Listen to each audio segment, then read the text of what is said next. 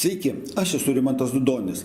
Aš pats jau 4 metai dirbu vienoje iš didžiausių pasaulyje tinklinės rinkodaros kompanijų ir į savo komandą ieškau ambicingų žmonių, kurie nenori būti pardavėjais, kurie nori būti minimum vadybininkais, o dar geriau plėtros vadovais ar komercijos direktoriais.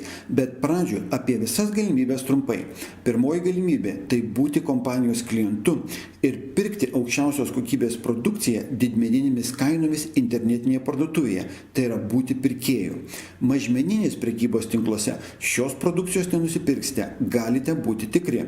Antroji galimybė – būti smulkiu prekeiviu, tai yra produkciją pirkti didmeninėmis kainomis ir ją pardavinėti katalogo kainomis ir iš kainų skirtumo turėti pelno.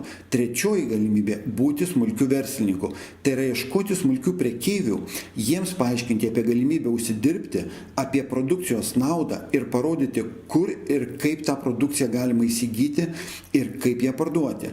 Prekeiviai patys pirks produktus kompanijos parduotuvėje, o parduotuvė jums mokės komisinį atlygį už prekeivių nupirktas prekes. Ir ketvirtoji galimybė, pavadinkim ją, būti komercijos ar rinkodaros skyriaus direktoriumi. Čia nebus labai greitų pinigų, bet apie privalumus pabandysiu trumpai paaiškinti. Įsivaizduokite. Jūs įsidarbinote naujai įsikūrusiame prabangiame užmiesčio restorane komercijos direktoriaus pareigose už sutartinę 1000 eurų algą. Sėkmingai padirbėjote metus laiko ir dabar jūsų įdėtas darbas neša vis didėjančius 100-tūkstantinius pelnus ne tik restoranui, bet ir šalia esančiam, tam pačiam savininkui priklausančiam viešbučiui ir sveikatingumo kompleksui. Ir nežiūrint to, kad pelnai didėja, jūsų darbo apimtys mažėja, nes patenkintas klientas pats rekomenduoja kitą klientą. Tai vertinęs, verslo savininkas jums pasiūlo trečdaliu mažesnę algą, nes į jūsų pareigas atsirado naujas kandidatas, kuris sutinka dirbti net už 600 eurų algą, o savininko sūnus kaip tik universitete baigia verslo vadybą, todėl suprantama, kad pakankamai solidų atlyginimą geriau mokėti savam. Verslas juk jau sukasi. Ar jūs būsite patenkinti šiuo pasiūlymu?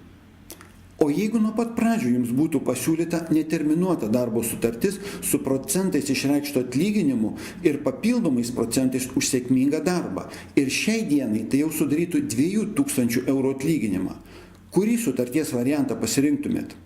Bet kuriuo atveju renkatės jūs, o aš renku direktorių komandą, kurie renkasi neribotas galimybės tiek versle, tiek gyvenime. Sėkmės jums!